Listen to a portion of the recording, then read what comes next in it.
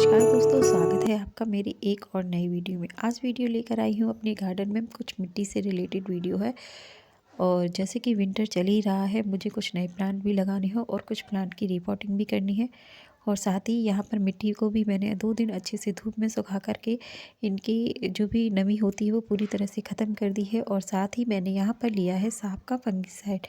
सांप का फंगिसाइड लेकर हम इसको मिट्टी में डाल देंगे। ये 4 से 5 गमले की मिट्टी है जिसको मैंने सुखाया है। तो एक गमले में 1 चम्मच फंगिसाइड के अकॉर्डिंग ही मैंने यहाँ पर 4 से 5 चम्मच फंगिसाइड लिया है। और यहाँ पर कुछ लकड़ी का बुरादे का भी इस्तेमाल कर रही हूँ। लकड़ी का बुरादा भी मिट्टी को हल्का बनाने के लिए बहुत ही काम में लाया जाता है। और साथ ही यहाँ डाल रही हूँ मैं पुराने गोबर की खाद। जी हाँ दोस्तों, देखिए किस तरह से ये खाद आपको देखकर ही पता चल रहा होगा कि ये किस तरह से कितनी पुरानी है। पुरानी हो जितनी भी होती जाती है वो खाद और भी ज़्यादा अच्छी हो जाती है हमारे प्लांट के लिए। तो इन सभी को मैं यहाँ मिला दूँगी। मिला करके इसको अच्छे से हम तैयार कर लेंगे अपने गमले के लिए। तो हम जितना अच्छे से इसको मिला लेंगे उतनी ही ये सारी चीज़ें मिट्टी में आपस में मिल जाएंगी। मेरी मिट्टी काफ़ी टाइम से रेतीली ही है, क्योंकि मैंने इसमें हमेशा से जब भी प्लांट लगाए हैं इसमें रेत का प्रयोग किया है। तो रेत को मैंने अलग से इसमें ऐड नहीं किया है, क्योंकि मैंने पुरानी ही मिट्टी ली है अपने गमले की। बस उसको एक तरह से कह लीजिए रिचार्ज करना है, या उसको थोड़ा-सा और अच्छा बनाने के लिए मैंने यहाँ फंगिसाइड लिया था और गोबर खाद ली थी। इससे क्या होता है, हमारी जितनी भी पुरानी मिट्टी हो चाहे कैसी भी हो, हम इसमें कुछ और चीज़ें भी ऐड कर सकते हैं। नीम खली है और उसके साथ भी डीएपी है, एनपीके है, और भी चीज़ें हैं जिससे और अच्छी इसकी गुणवत्ता बढ़ जाती है। पर अभी मेरे पास ये चीज़ें अवेलेबल नहीं है। जो भी है उस चीज़ का मैं प्रयोग करूँगी और मेरे प्लांट बहुत अच्छे से चल जाते हैं। प्लांट में कोई दिक्कत नहीं आती है। तो बस मेन हमारा क्या फ़ोकस होता है कि हमें अपनी मिट्टी को अच्छा बना कर रखना है। ये सारी चीज़ें हम बाद में भी ऐड कर सकते हैं। तो यहाँ पर मिट्टी को जितना अच्छे से मिला सकती हूँ मैंने यहाँ पर मिला दिया है। दोस्तों, अगर आपके पास भी कोई नई मिट्टी नहीं होती है और आपके पास पुरानी ही मिट्टी होती है तो आप भी इस तरह से इसका इस्तेमाल कर सकते हैं। हमेशा नई मिट्टी हर बार लाना पॉसिबल नहीं होता है, तो हम अपने गमलों की मिट्टी का ही यूज़ करके उसे और इस तरह से अच्छा बना सकते हैं। तो यहाँ ये प्रोसेस करके आपकी मिट्टी भी इसी तरह से अच्छी बन जाएगी और इन्हीं गमलों की मिट्टी को आप अब वापस से इसमें प्लांट लगा सकते हैं। तो ये देखिए मैंने तैयार कर लिया। और जब भी हम नए प्लांट लगाते हैं तो मैं अपने प्लांट की ये कुछ इस तरह से सूखी पत्तियां होती हैं उनको इकट्ठा करती रहती हूँ। तो बस जब भी हमें गमला रिपोर्ट करना होता है तो प्लांट के लगाने से पहले हमें अपने गमले में इस तरह से सूखी पत्तियों को नीचे बिछा देना होता है, जिससे ये इसका कंपोस्टमेंट मतलब यही गमले में ही अच्छे से तैयार हो जाता है। इसको हमें फिर अलग से तैयार नहीं करना पड़ता है। सूखी पत्तियों को हम गमले में नीचे बिछा देंगे और उसके बाद हम यहाँ पर मिट्टी डालेंगे। मिट्टी मैंने अच्छे से तैयार कर ली है और यहाँ पर ये काफ़ी टाइम पहले मैंने कटिंग्स लगाकर तैयार की थी जो अच्छे से ग्रो हो गई है। तो उन कटिंग्स को मैं इन गमलों में शिफ्ट कर दूँगी, लगा दूँगी। तो इसी के लिए मैंने ये अपने गमले तैयार किए थे, क्योंकि कटिंग मैं पहले से ही तैयार कर चुकी हूँ और इनको लगाना है। यहाँ पर अलग-अलग प्लांट की अलग-अलग कटिंग है और उसका मैं एक-एक करके वीडियो तो नहीं बना पाऊँगी, क्योंकि काफ़ी टाइम लगेगा इस चीज़ को एक-एक कर बताने में। तो मैं यहाँ आपको दूर से ही बता देती हूँ। ये कोलियस की वैरायटी के प्लांट है।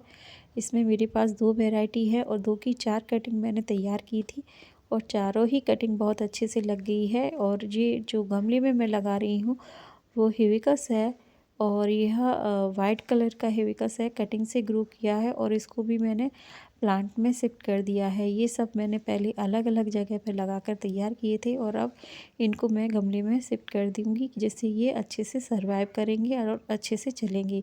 तो यहाँ पर जो कुछ छोटे गमले थे उनमें भी मैंने इस तरह से कटिंग लगाकर तैयार की थी, तो उनको भी मैं यहाँ अलग-अलग कर दूँगी। और साथ ही एक मीठी नीम का भी प्लांट था जिसको मैं इस थर्मस में लगा रही हूँ, जिससे उस प्लांट की ग्रोथ थोड़ी अच्छी हो जाए, क्योंकि छोटे गमले में वह ग्रोथ नहीं कर पा रहा था। और साथ ही मैंने काफ़ी टाइम पहले नीम की कटिंग लगाकर तैयार की थी।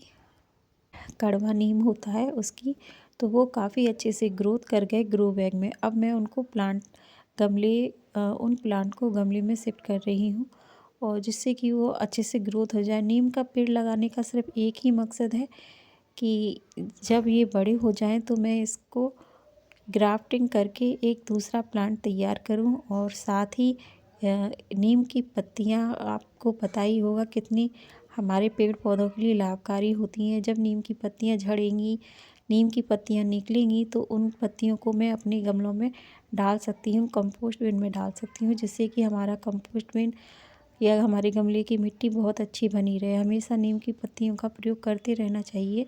नीम की पत्तियां बहुत ही अच्छा खाद होती हैं और नीम की पत्तियों से, उसकी कड़वाहट से कोई भी कीड़ा नहीं लगता है मिट्टी में। तो दोस्तों, ये छोटी मोटी जानकारियाँ भी आपको मैं वीडियो में बीच बीच में शेयर करती रहूँगी।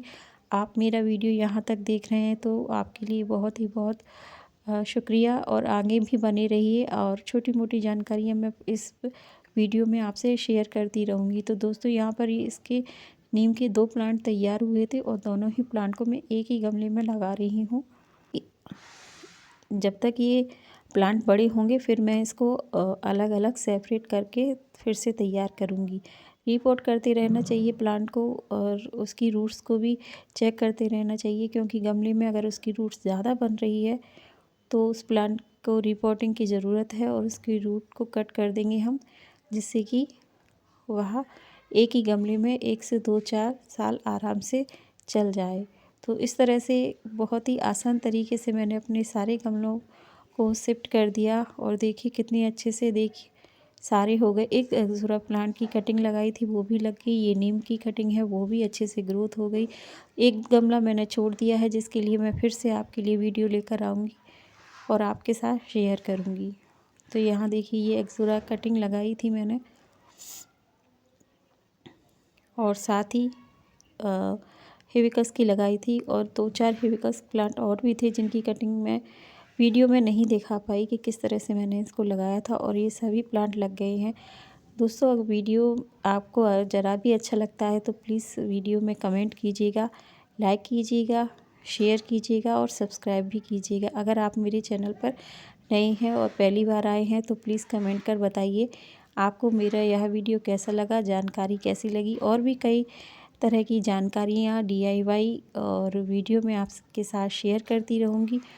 और आप जो हमारे चैनल पर आए हैं इसके लिए बहुत बहुत धन्यवाद। तो इन सभी प्लांट की कटिंग्स लगा दी मैंने।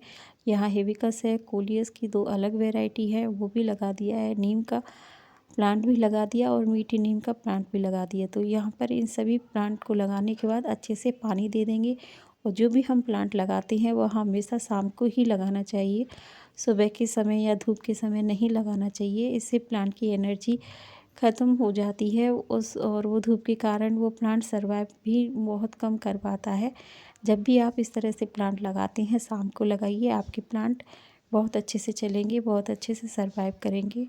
और भी अगर कोई वीडियो से रिलेटेड आपके कोई क्वेश्चन है तो प्लीज़ क्वेश्चन कर सकते हैं, मैं उनके आंसर देने की पूरी कोशिश करूँगी। और वीडियो अच्छा लगे तो बहुत बहुत धन्यवाद, शुक्रिया। यहाँ तक आए बहुत बहुत शुक्रिया। Thank you for watching my video.